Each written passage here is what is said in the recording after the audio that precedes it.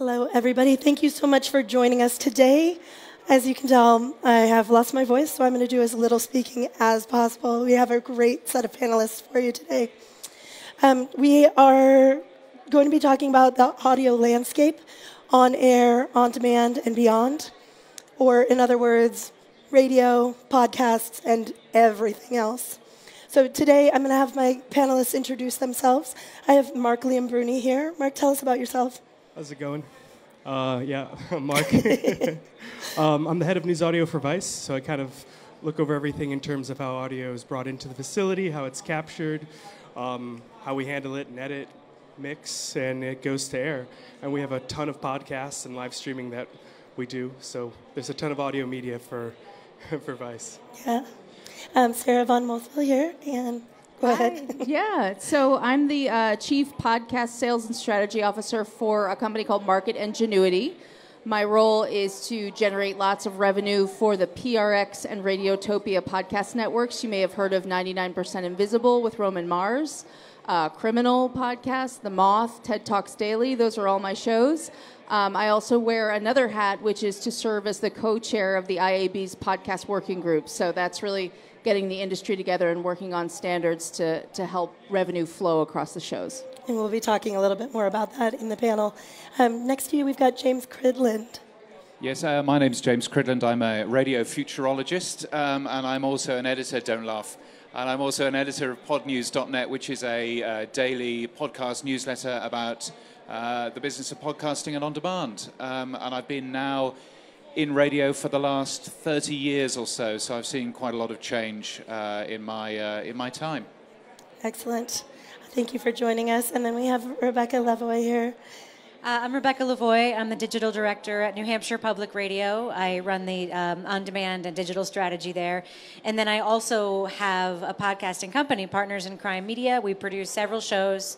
We do podcast consulting. Our flagship show is called Crime Writers On. And we are deep in the true crime space because we do a review show and a panel show about that space. And I also do production, actual audio production for a number of other podcasts, including Undisclosed, which is a show with 270 million downloads, which I just learned today, and I'm still thinking about it. It's a really good show. Yeah. Yeah. So just to get us started, let's talk about the lay of the land. What are some of the trends and the statistics and the space that radio and podcasting inhabit right now? What are the things that you're seeing? Go ahead. Growth. I don't know if anyone saw Edison Research's The Infinite Dial recently. It was released jointly with Triton Digital in March. And the trend, as always with podcasting, was up, up, up. I think now 51% of the U.S. population listens monthly. I think it's around 30% listen weekly. Yep. And there was a jump of about 25% from last year to this year in weekly podcast listening. So the trends are insanely up. And interestingly, and I'm sure we all have some opinions on platforms, but you're seeing a lot of growth in the 12 to 24-year-old age group, primarily driven by Spotify. Yeah, I'll say, too, as somebody who works in radio by day and in podcasting, and in my day job, we are doing podcasting. We had a huge hit podcast called Bear Brook this year. But even though we have studios and microphones and all of the infrastructure in place for it, there's still a conversation happening in radio about whether or not to, how to. And the infrastructure, really at a station like mine, is still being built for it. We don't have a sales team for podcasting. We don't have a marketing team for podcasting. We're basically just doing it project by project. And so while some outlets are, their strategy is built and everything's built around it, a lot of outlets, even with successful shows, are still in building mode and growth mode. And it's really exciting to be a part of that right now. Yes, the evolution is happening right now, and you're seeing it, you're feeling it. Are you seeing that around the world as well, James? Yeah, I mean, definitely. I mean, we shouldn't forget that radio is still very, very large, way larger than podcasting is. So 9 out of 10 people tune into radio every single week, and that figure for podcasting is way, way smaller. But having said that, podcasting is clearly where a lot of growth is, and certainly on-demand content is where a lot of growth is. If you look at, many other countries, I think what's interesting is seeing podcasting seeming to grow very strongly in countries where they speak English. So, you know, the UK and Australia, obviously, Canada as well, obviously. But then when you have a look at countries that speak English as a second language, so Sweden, Denmark, Norway, where podcasting is growing less is in countries like France or Germany, or even actually French-speaking Canada, where there isn't enough content out there yet, I don't think. Maybe that's one of the reasons. And so it's interesting seeing that growth is actually happening, firstly, strongest here in the US, but actually seeing that there's tremendous growth in places like Australia, where I live, the UK, where I grew up, you know, and so on and so forth.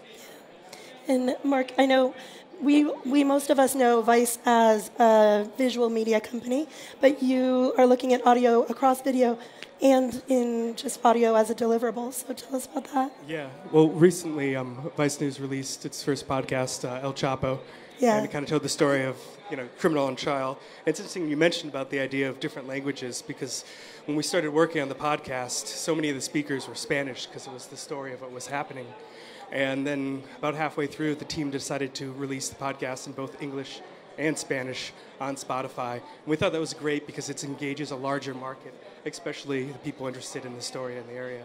So we're just kind of starting to scratch the surface on podcasts. I mean, Vice has been producing podcasts for a while for each of our different digital platforms. There's a Radio Motherboard, which tells a lot of stories of tech. There's an advice guide to Right Now. But each of these different kind of online brands are wanting to do more and more content. And one thing that we love, and we do it every day, pretty much of the week, is the kind of the online gaming community, right? So we'll have people come on and talk and play a video game together, and we'll stream it. And then if people can't tune in at that time, we turn it around and put it into a podcast. And we're seeing great viewership in that, listenership rather. So yeah, the market is just, you know, there's so many opportunities, and it's great to make content and kind of empower the producers and the writers to do it. So I think, Rebecca, you touched on this a little bit. I know, James, you know a lot about this too. The difference between radio and podcasting, it's not the same thing. And obviously, it's consumed differently. But what else is different between the two? I think the main difference is the interactivity with the audience. Mm-hmm. So I have a show that is listened to, depending on what we're doing, time of year, content, you know, our audience numbers between like 50 and 200,000, depending on kind of what's going on. I personally interact with probably 10% of my podcast audience through our incredibly engaged Facebook group, through Instagram, on Twitter. There's an expectation in this space of transparency, of the pull back the curtain broadcasting style. I mean, I say this every time I talk, and sometimes I get looks, but I learned everything I know about making good radio from growing up listening to the Howard Stern show, because what Howard Stern does and did is he makes the show while he's making the show. And that's something that podcasting sort of got very early on. If you think about one of the very first successful podcasts, they were all radio shows like This American Life. And Ira Glass, for the podcast version, would say, in this one, you're going to hear some swearing. If you don't want to hear the swearing, listen to it here or here. He's actually telling you how they are making the show while they're making the show. And there's an expectation there and an intimacy there that has the engagement and is very, very high, which of course means the ad conversion rates are very, very high. Everything is heightened in podcasting, I think, because you're living right here with people. And the expectation should be, if you're interested in going into this business, you have to build that part of it too. Expect that you will be talking regularly to your audience directly as individuals, not just broadcasting to them. I think you can definitely talk about the age groups that are drawn to both mediums, right? So in a previous life, I headed up digital sponsorship, we called it, at WNYC, New York Public Radio, and we would see very different age groups. It's 30 years older listening to the radio compared to who was listening to the podcast. And, you know, there was not a whole lot of crossover. When we would promote podcasts on the radio, we did not see the engagement. And so, you know, the other thing to think about is the fact that the people that are listening to podcasts, we call them the unreachables, right? These are young people. They use ad blockers in their browsers. They get Spotify Premium, so they're not hearing ads there. They're watching the Netflix. They're not seeing ads anywhere. There's like, how do you get to them? You get to them through podcasts. And so because of that sort of, 1-2 punch of being incredibly engaged, like off the charts engaged with the content, with the hosts, and then also having very little competition for their ear with the ads, you have this amazing perfect storm for advertisers in the medium, which is, why the revenue is also growing at a rapid pace as well. Yeah. So James, you mentioned the opportunity for there to be more content that's not native English. You talked about there being the El Chapo podcast being delivered in English and in Spanish. And then you're talking about reaching a younger audience and with intimacy. Who is this growth most ripe for right now? Who's going to take most advantage of it or has the opportunity to do that right now? Go for it, James. Well, that's an interesting question. I mean, where you can see the growth at the moment is younger audiences, more female audiences that aren't necessarily super served by radio. And I think, it is interesting looking at the differences in the radio market here in North America, who clearly don't care about reaching younger audiences. They haven't produced any audio content for younger audiences for decades. So it's no surprise that younger audiences aren't tuning into the radio anymore. It's a very different story when you move out of the North American world and you go and you have a look at radio in Europe, in Australia. I spoke at a radio conference in Moscow a couple of years ago, and they were saying, we've got a real problem in radio. And I said, what's the real problem? And they said, how do we get the old people listening? And I went, what? Really? So, the world is a different world out there. But I think, certainly to come back to your point about interaction and, the intimacy of the media, I think that's something that podcasting is doing so well, because actually, 9 out of 10 of us listen to podcasts using headphones. So it's a very intimate media in comparison to radio, for example, which is only 50%. So you're consuming that in a very different way, and that means that both the techniques that you use to make great podcasts, but also the techniques that you use when you're doing advertising, is a very different experience. And I think, that's very good for the medium, particularly when you're having a look at presenter-read advertising, which is something that podcasting has done for a long time, and radio as well. But you can actually see that there's a real relationship that audiences have with their favorite podcast hosts. And when their favorite podcast host starts talking about, a certain brand of mattress or a certain brand of electric toothbrush, that actually all of a sudden this is a really interesting and engaging piece of content.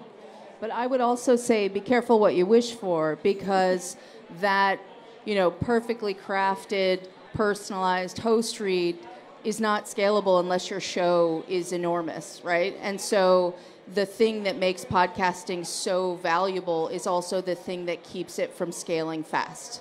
And so the industry really has an opportunity right now for ad tech to step in and create some real opportunity there. There's a lot of, I wouldn't call it hysteria, I'd call it more anxiety around what the ad sounds like in the show.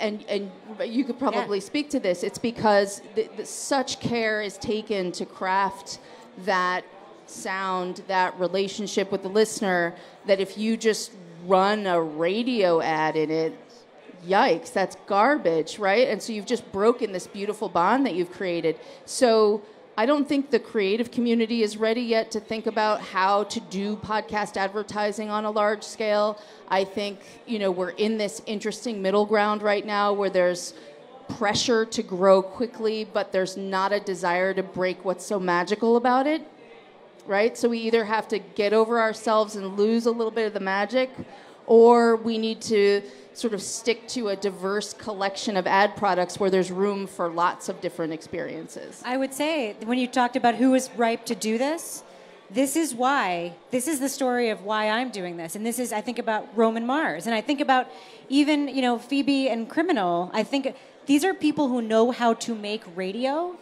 And I know that, Phoebe made that show with her station and that was supported there. But I also know that there's a sort of an indie factor there. My show, which has become a lifestyle business that, is sending my multiple kids to college right now and, really supporting us. And, our day jobs are what we do. Our podcast is how we live. And I actually created it for my station, and my station didn't want it because it didn't sound and feel and look like the content we were creating. And I had this sort of idea of how we could expand to this space, and I didn't want it. So I asked, so can I have it? And they said, yeah, you can have it. And I'm like, thank you.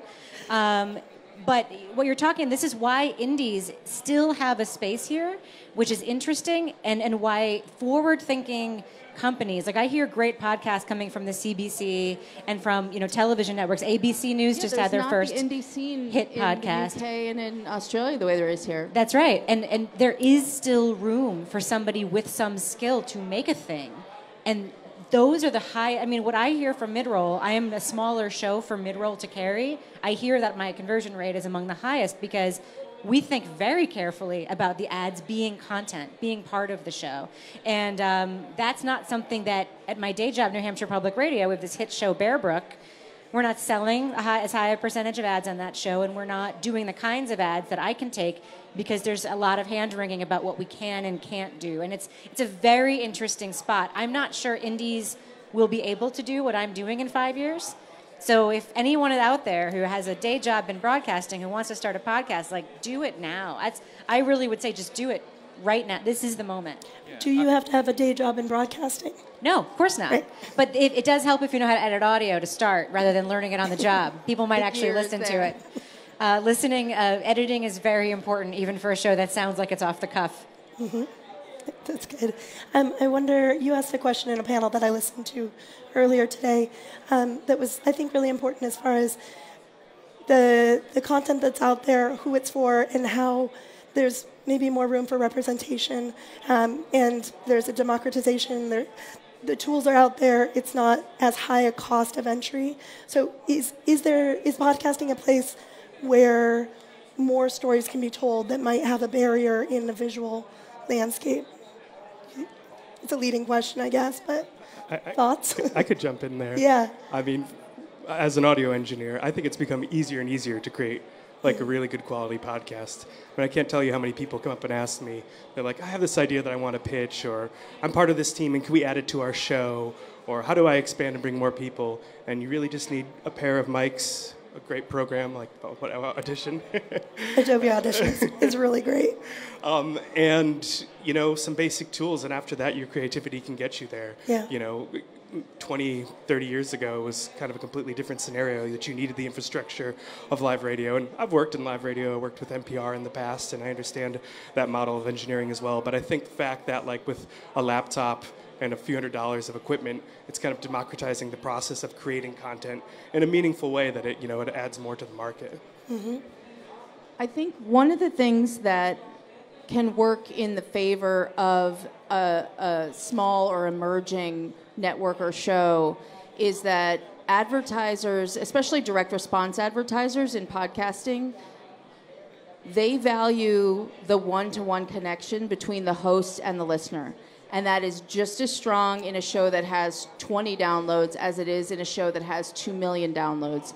And so I think, again, I'm leaning on the tech to solve this problem for us. If we can get to a place where we can deliver ads across the long tail of smaller shows, I think that we can get revenue into a wider variety of shows. Let's not, there are a lot of great shows out there made by people of color. I listen to Still Processing from the New York Times. I listen to The Nod from Gimlet. I listen to The Read from the Loudspeaker Network. These are all great shows. I'm not a person of color. It's good content. You know what I mean? And that's valid, and they make lots of money. So there's lots of room at the table, and we just need to make sure that, we're asking those questions. We're inviting people to the table. Yeah. Absolutely. Yeah, and there's certainly a lot of work within the industry to actually make sure that every voice is heard. And I think, you know, when I look back at when I started making audio, which is what radio is called now, when I started making audio 30 years ago, you had to book studios, you had to edit with very expensive reels of tape and all of that. And now, of course, you know, it is really easy to do, you know, as you were saying, with just a laptop. So I think that's important. I think also we shouldn't necessarily get too hung up on the advertising, on the monetization side. Advertising is one side of that. Listener donations is another, through things like Patreon and other things. Branded content is a further way, you know, and so on and so forth. And I think, you know, we need to be careful that podcasting doesn't turn into what radio is now, with what commercial radio is now, with 9 or 10 minutes of ads, you know, in one stop set, because nobody wants that. All we'll do then is we'll train people to use the skip button on their podcast app. I mentioned the other day on Twitter that Joe Rogan's podcast, which is one of the top 5 podcasts, I guess, you know, right now, although you know, we don't actually have a chart like that, but the Joe Rogan podcast starts with 7.5 minutes of advertising, and all we're doing there is we're training people. Here's where the skip button works, and you know, and you need to work out where the actual content starts. But it starts when the music starts. So therefore, just keep on hitting skip until you hear the music. There's a concern. So I think, you know, looking at other forms of advertising or other forms of monetization, you know, is a useful thing as well. I think diversification is really important. I mean, this is a lesson that I learned as a public radio person. One thing that I think public radio does well is identify their core audience and ask them to support it. One thing public radio does poorly is give something back to that core audience in between when we're asking them for money on air fund drives. And the compact you can make in a podcast is you can build that membership model into you can bake it into the show. This is something that my friend Patrick Hines has done incredibly successfully, and something that I am now doing in the last 5 weeks. I've almost tripled my Patreon membership because I finally figured out if someone wants to be a member of my show, what they want is more of my show. They don't want an altruistic support our work message. They want an after show of my show, Do they not want a tote bag? No, they don't want a tote bag. They want more show. They want more show. And this is it's a very transactional membership that it is people, I mean, the feedback we get is that people feel good. They feel like I'm giving money to people that I love and that I want to support. But it's acknowledging that even the public radio model is transactional, because people do actually want a tote bag. Almost nobody turns down their gifts, even though that's an option. Like, everybody takes it because they want to feel like they're part of a tribe. And there's a tribalism around podcasting that is fascinating to me. And when I talk about building your show around that tribalism, my show is built on a series of segments that were mostly based on positive feedback from listeners when we tried things. So we would try... in an early episode, we had this dopey sound effect, like the Law and Order bunk bunk sound, and I was like, let's just brand that. It's the crime of the week, and we got like 100 tweets about it, and I'm like, we should make this a segment on our show. We are directly responding to that feedback and building the show around it, which is unique. It's completely unique in this medium because of the flexibility of the production. I can go down to my studio, which is in my house, and change something. It's amazing. Of course, with the diversity thing, just on that briefly, right now in the space too, there are problems in that area. Mm-hmm. We have a lot of toxic masculinity issues. We have a lot of misogyny. We have a lot of racism. We have a lot of sexism. We are also in a unique place where podcasters, especially indies like me, can make the room to make this space better. And I do think we have to be proactive about it. Yeah, absolutely. I agree with that. And I also would like to say that I do want a tote bag all the time. What are the hallmarks of quality content? Is the most important thing the story, the quality of the engineering, or the reach, or what are the things that are the most important as a consumer, as a creator? What do you think?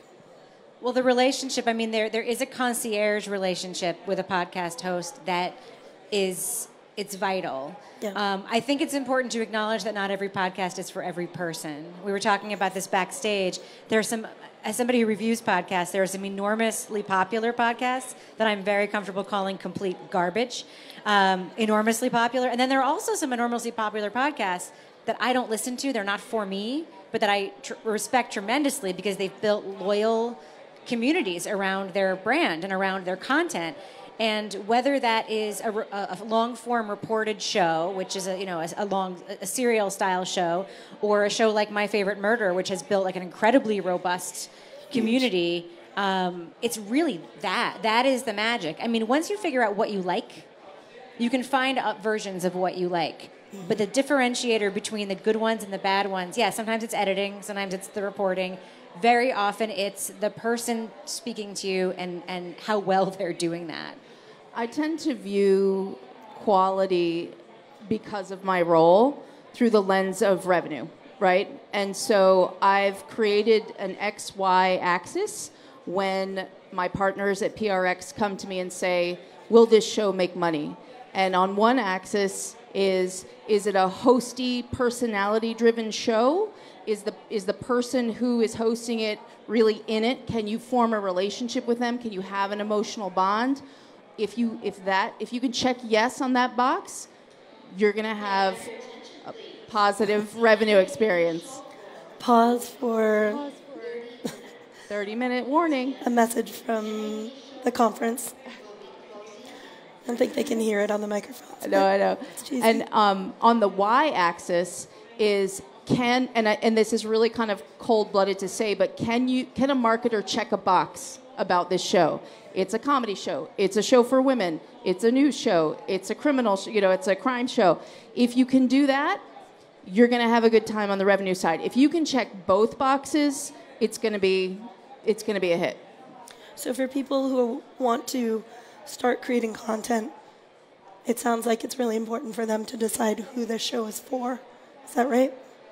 We actually have our producer partners go through a whole series of questions and say, okay, picture the person that you're making this show for. What do they eat for breakfast? What's their name? What's their morning routine? Like, who is this person? So that I can describe that to an advertiser and really make a connection with revenue. I had a conversation with Julica Lantigua Williams recently. She has a great model. She knows the person that she's making for, this fictional character, but she knows that person so well. And I think it's really powerful. Yeah, it's important. Are you doing that advice too, or are you doing keeping in mind who the audience is for, or what kind of things go into the decisions around content? Oh, that's a little bit of a tough question for me, but I think in terms of as I'm the person who writes or scripts the podcast. Right. But in terms of, I think, would you ask before what's important to make a quality one? Mm-hmm. Engineering is important, but I think that it's in terms of music and sound design and editing in a creative way, that can be as much a part of the style and the audience that you're going after. I mean, I've worked with a lot of people who like to write a whole script on paper, and they'll just hand me a recorder completely unedited, and they're like, turn it into a podcast, right? And I've worked with other people who will get into their DAW and work just as much with me and kind of put together and say, okay, here's some holes, I don't know how to change this, could you bring your creative style to it there? And it's more of a collaborative process. So I think if you're going to be getting into it, it's important to consider what role kind of the editing, the engineering, the music, design is going to tell in the story, and how much do you want that to lead as the identity of the podcast? Because it works one way or the other, but I think it's a really important element to consider. Yeah. How do you know if you're successful? It's interesting that you should say that, because when I started my show, I didn't. Basically, we started our show because Serial was airing, and Slate was making a podcast about Serial that I thought was terrible. Which I'm a podcaster at Slate now. That's one of the shows that I'm on. It's with their parenting show, and I've told them that, and they were like, "Oh, that was terrible." And I was like, "I can make a better version of this." So we initially hosted our audio. We didn't even host it. We hosted it on our Squarespace site on the blog function. I had no idea anybody was listening until I installed a Google Analytics code, and I was like, "Oh, that page got 200,000 views today. I wonder if people are actually listening to our podcast." So, I mean, I think if you ask podcasters across the spectrum, you'll get a different answer for this, because some shows are made to make money. I mean, I think a lot about a company like Gimlet Media, And some of the shows they put out, to me, are they feel like product. And this is not a hit on them. It's just true. They've committed to a vertical. They're making a product to fit that vertical because they know it's monetizable. I think Slate, to some extent, does the same thing. They think, can we make a plus out of this? Can we drive membership with this? They're really going hard on their parenting vertical right now because it's working for them, and they're making products around that. And so sometimes the success really is, we made a thing for this reason. Is it working? I think the project I would point to specifically is Bear Brook, which we made at New Hampshire Public Radio, which was a hit podcast that all those of us working on it knew was going to be a hit podcast. We knew it. It was passed on by all of the agencies. And ultimately the decision was the story has to get out there because it's amazing journalism. The fact that the podcast exists for us is success because we learned how to do it. We learned how to make a multi-part, serialized, long-form reported story that was listened to by millions of people. Like, we now know how to do that. Yes, the podcast is also now seeing some success in the revenue side after getting downloaded millions of times, but initially it didn't. I can't say it wasn't successful because initially it didn't. I just can't. Because the bottom line is if you've been able to build a business around it, seeing what it can, because of the processes that you tried and did, and some failed at and some succeeded at, to me that is still a measure of success. I think you can look at it in terms of numbers and awareness, right? So we've seen some shows come through, get written about in the media, just be critical darlings, but not translate to numbers.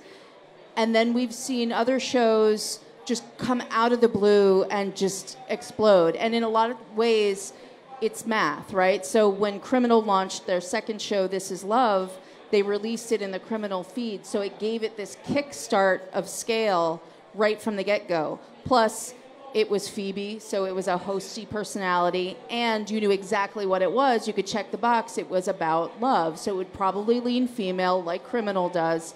And that was a no-brainer. It sold out before it even launched. And so, you know, the definition of success can be one or the other, but rarely both, unfortunately. Yeah, that's important. Yeah, but I think, you know, also the definition of success isn't always money. And, you know, and you know, there are lots of other ways of earning, of doing things in a podcast, which actually gives you a lot of success. There are many consultants out there who do podcasts that deliberately don't earn any money because actually they want more people to use them as a consultant, or you know, there's an interesting podcast that I got a press release around yesterday, which is a podcast that is being run by a number of foundations, and what they want to end up doing is to give voices to stories which aren't actually being heard, and that's success enough. So, you know, yes, we can have a look at the analytics numbers and the download numbers. Yes, we can have a look at the raw money, but there are many other measures of success. And the beauty of podcasting is that actually the costs are so low that it's not the same as, you know, TV or, you know, a new radio format or anything else. You know, there isn't lots of money to lose here. There's just, you know, there are real opportunities to win instead.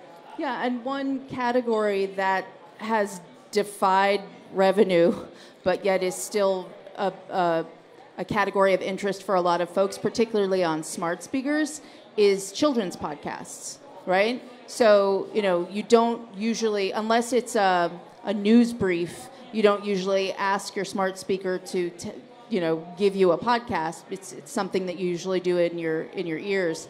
But with children's podcasts, it's different because you're sort of sitting around a room, you're at the dinner table, you're at the breakfast table. Gimlet did one called Chompers, where it took you through brushing your teeth to do it long enough, and it kind of entertained a child while they were brushing their teeth. So those are a little problematic when you think about advertising to kids. That's definitely not a thing that sits well with a lot of folks, but you can still be successful in that children's space without the money or the scale, because you're sort of bringing something new to the table and experimenting. And maybe you're like marketing your other podcast to their parents, right? That's a I mean, good isn't point. that what it's about? Isn't it about driving parents to listen to Science Versus? Or to me, that's what Chompers is about. I mean, in addition to the service of helping kids brush their teeth for 2 minutes that it's providing, which is a cool service. Yeah. And low-key brought to you by Colgate, I think. Yeah. We're seeing a lot more brands doing. Actually, it's Crest, so that hasn't worked at all, has it? My kids use quips, so they don't need to have it timed. Of course they do. There you go. I would also, on this point, actually, you know, all joking aside, there is a lot of monetization which is completely wasted in terms of podcasting. I live in Australia, right? I am not going to go to stamps.com and buy American postage. No? What do I need American postage for? You know, Blue Apron, I can't get that. You know, all of that. And I think we need to be a little bit cleverer when it comes to monetization, when it comes to the messages which go into podcasts. There is an awful lot of just totally wasted mentions which are going to other countries, and actually, you know, there are technical ways of fixing that right now. It just needs more, both advertisers and podcast networks to really get behind the understanding that actually the world doesn't end at LA or at Boston, and that there are more countries outside of that. We also need Patreon to get on board with that, because the conversion rate means that for some people, my $5 Patreon is actually $8, or, you know, and I don't care about the $8. I care about the membership, and that has been a barrier. And, you know, when you get the person from Australia to finally sign up, it's like, yes, that one person did it. It's very exciting, but the technology is behind. We haven't really touched on branded content, where companies are doing podcasts that aren't meant to monetize necessarily, but to make you spend more time with a company or have more of a affiliation and love for them and intimacy with them. We have a podcast, Adobe has a podcast on Gimlet called Wireframe, and I know there's a lot of other podcasts that are out there doing similar stuff. How does that figure into the trends and the opportunities that are out there? Sorry about my voice. No. So When the stars align and you have a brand and a show that are on the same page in who they are and what they think about and how they interact with the world, that's the best of both worlds. You can't force a branded podcast or it falls really flat. And full disclosure, Roman Mars from 99% Invisible did a series for Adobe where we called them mini stories, where he made a few minutes long, sort of standalone little podcasts where he featured Adobe fellows, so people who received a fellowship to build their dream design project. And Roman talked to them about what it was and how it was going to impact the world. And the people that listened to his show, which is a show about design, loved it because that's what they come to the show for. So the way that he was able to marry the purpose of his show and, you know, the brand in an authentic story really hit it out of the park. So that's one example of, you know, it did align perfectly, and you know that was a great way to execute, but you can't force it. Yeah. There's an interesting opportunity right now that I see personally, because I get approached by people at companies who want to make a podcast just so they can have a platform to be like out there. And it's not like they want a podcast about their company. It's like, there's this one very cool opportunity that came my way, and I had to pass because of time. But if anyone out there wants to do this, it's out there.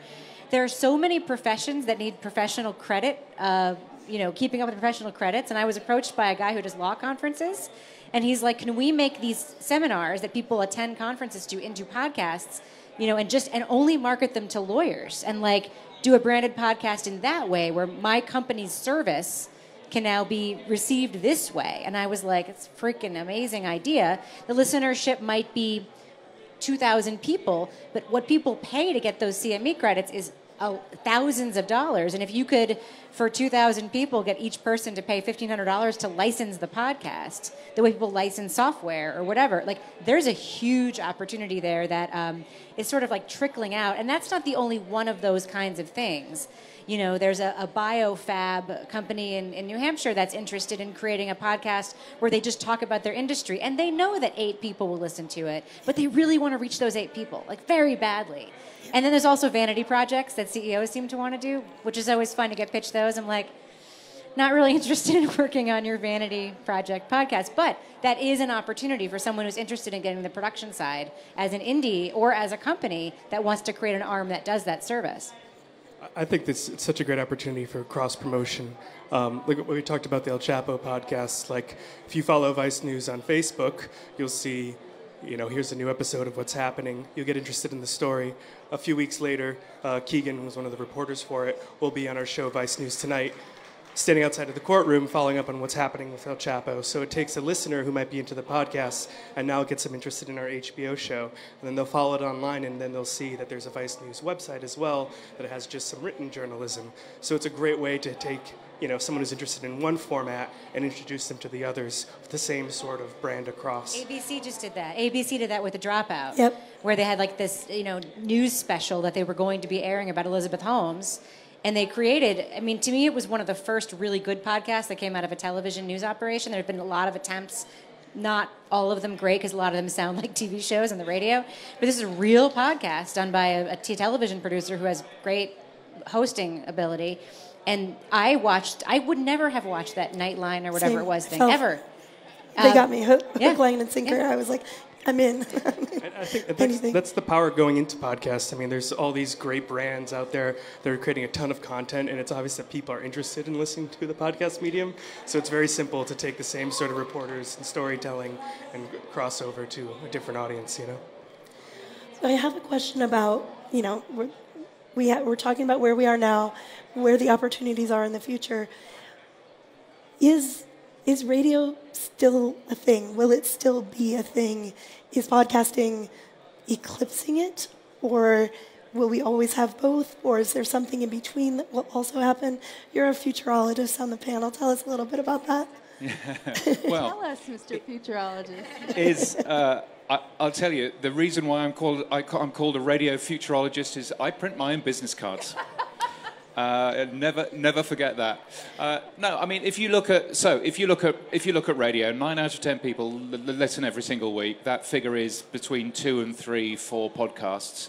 But if you look at time spent listening, time actually with the medium, radio it's about 55% here in North America of all of the audio that we put into our ears. 55% is to radio, 3% is to podcasts.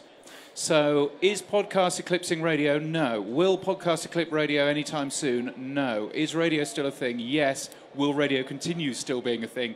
Yes. Having said that, you can very clearly see that podcasting for younger audiences, for audiences used to on-demand content, and particularly when you start looking at people's headphones, then podcasting has a significant amount of that market.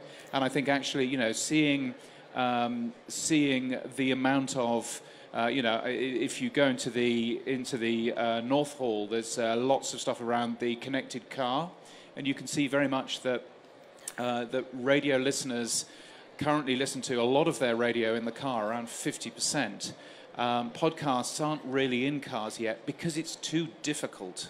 But as soon as it becomes easier, then that's going to completely change where we are. So, you know, radio is still way bigger than podcasts is. Podcast is most definitely, there's a Steve Jobs reality field, you know, around it. But having said that, there are real changes to where radio and audio is going, and podcast is most certainly part of that.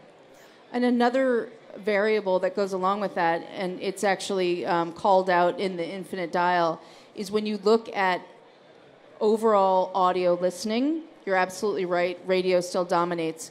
When you look at how podcast listeners listen to podcasts and more podcasts. And so you'll see, you know, a podcast listener, this is all they do. And so if you create more and more podcast listeners, you can just see the sort of chain effect of what's going to happen there. I think the average number of podcasts per week is 7 at this point.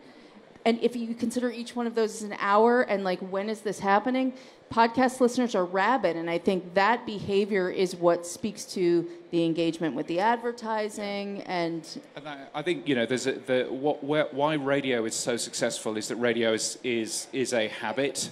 No, it's a habit. It's a bit like drugs. You have to get your hit of radio every single day because you wake up with it, you drive with it in your car, et cetera, et cetera. And so it's very difficult to change a habit, which is why that radio, some people call radio the cockroach of media, which I think is a dreadfully bad thing to say. But nevertheless, you can actually see that, you can keep on bashing it around with television, with the Walkman, with MTV, and the damn thing still won't die. And I don't think it's going to be any different in terms of podcasting as well. But podcasting is clearly more great audio. And I am delighted, as someone who has grown up listening to the BBC and to NPR, I am delighted that younger people, are beginning to appreciate and discover the amazing stories that can be told with audio and with other human beings. That human connection, that shared experience is so important. And, podcasting has a great part to play in that. Can I tell you what I've got my eye on right now? Yes, please. My son is in high school. He's a senior in high school, and he and his friends make a podcast about their school. It's actually super good. They host it on YouTube. And I really have my eye on this generation of young people who are only getting their content on video platforms like YouTube and Twitch. Yeah. And, streaming video all the time. And my other son is a rabid Dungeons & Dragons player and fan. And the podcast that he is addicted to and spends 15 hours a week with, we don't think of it as a podcast. We think of it as a video because he's watching it on a video platform. And when I think about kids, the sort of upcoming generation in audio, I think that game changer that will change that cockroach thing is when YouTube makes it easy just to do audio files, where it doesn't have to have an associated image or video, and you are truly getting, because that's an earphone experience too. I mean, what kid is watching a YouTube video without earphones? No one, because they don't want their parents to know what they're watching. So, I mean, this is the next generation of consumers, and I'm very interested to see what technology does with our medium in that space. And there's some research which is actually in tomorrow's Pod News, which you should all get. But that research is actually showing how people are consuming podcasts, how people think that they are consuming podcasts. And the interesting thing in there is Spotify is very high at about 40% of all podcast listeners. Apple Podcasts is just below them at 43%. But the most important podcast platform by far, 70% of all podcast listeners say that they consume podcasts on it, whatever a podcast is YouTube. So actually, we are seeing a lot of people who are consuming podcasts on that platform because that's where they consume all of their on-demand media. And so why should podcasts be any different? So yeah, I'm completely with you on that.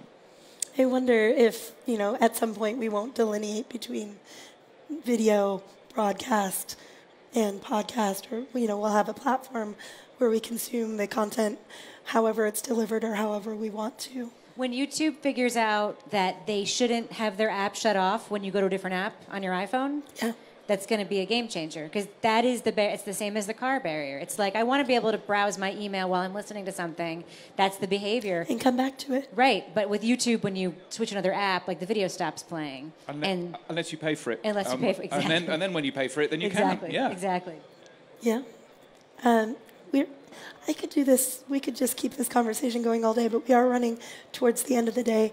I would love to hear, do we have any questions from the audience for our panelists? I think we have a microphone. We have a question here. Do you have a microphone? I think there's a microphone for you. I was just wondering, are radios disappearing, the actual physical ability to pull it in?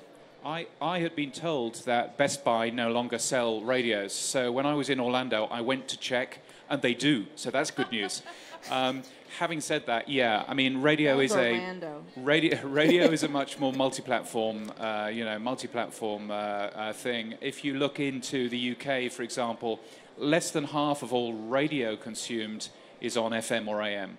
So radio is definitely changing platform to other forms, and some of that's online, and some of that's new forms of broadcasting, even through the TV as well.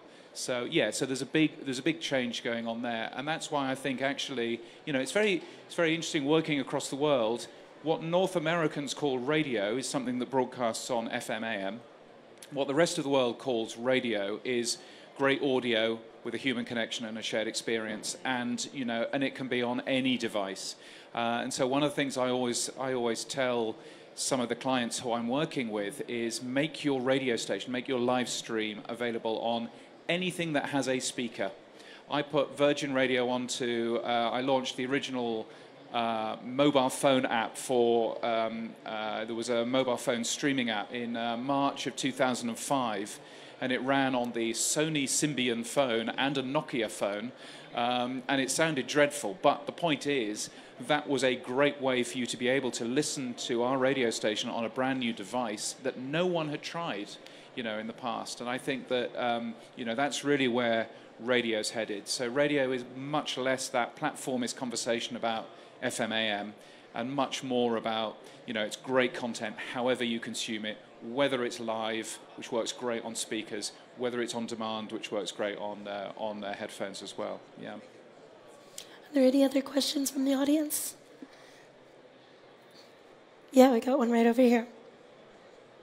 Hi, maybe it exists, but do you see podcast producers becoming conglomerates where you have a radio station, or you can have, they have their series of programs? Would you have a podcast station with a series of programs? They do exist, and this is, I mean, you have networks making podcasts now, and there's some really interesting. It's Sarah, you can probably speak to this too. They're doing it because it's the network model is new enough where you're seeing the networks emerging from very different directions. So there's Gimlet Media, which is, they were born from public radio people, and they very much built basically a public radio station that makes podcasts. If you look at some of the recent news around Gimlet and their labor issues and stuff, it feels very public radio and angsty to me. And then you have a network, Wondery, which basically was a TV and film guy who was like, I want to make a platform that creates content that could be a launching pad for film and television products. So they made shows like Dr. Death, and they made Dirty John, which then was a Bravo scripted series, and they're very focused on products and projects that can launch into that space, but they also are a host and advertising agent for other producers.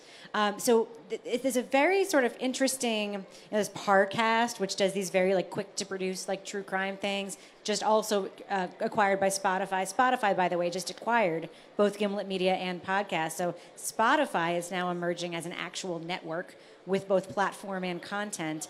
You know, we're in an interesting time because I do think there is a fear.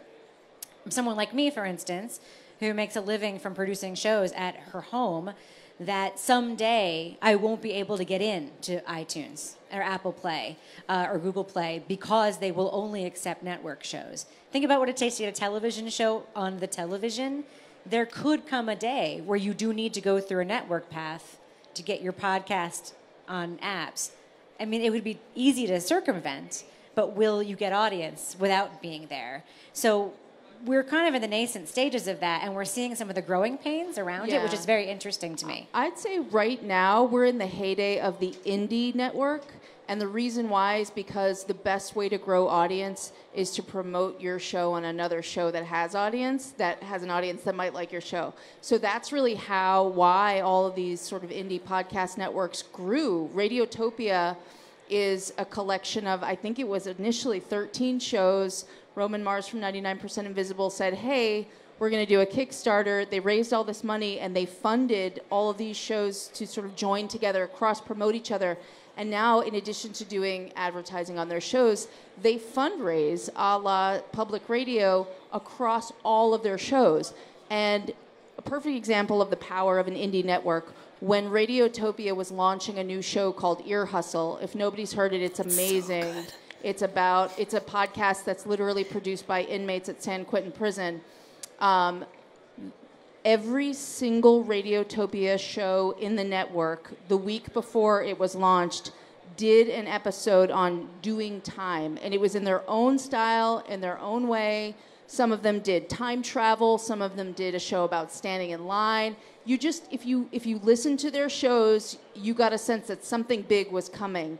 And then when the ear hustle dropped, it like took off like crazy because they built this awareness across all of their shows. So it's we haven't gotten to the point where you have to be a part of a corporate network or a big capital M media company in order to be a successful podcast. But that's why the indie networks are really growing and thriving. And PRX is kind of a home for them. That's the network that I sell. So a network like Night Vale Presents, this is a scripted fiction network that's a bunch of kooky artists that are doing like series on all kinds of fun stuff. And, they really thrive because they circle their wagons and help each other. So if you have some that need a little more support, the stronger ones can help out. So it's a really good strategy. All right, I think we're right at the end. Really quickly, for anybody in this audience or in our online audience, somebody's got a story they want to tell. They want to get it out there. Where do they start? What do they need to do? Rebecca, I think you mentioned this earlier, but I just want to make sure that it's a nugget, right? Like they need a microphone. They need what do they need? Really, the best way to make a podcast is to make a podcast. Yeah. I will say that you will... Yes, you may. Okay.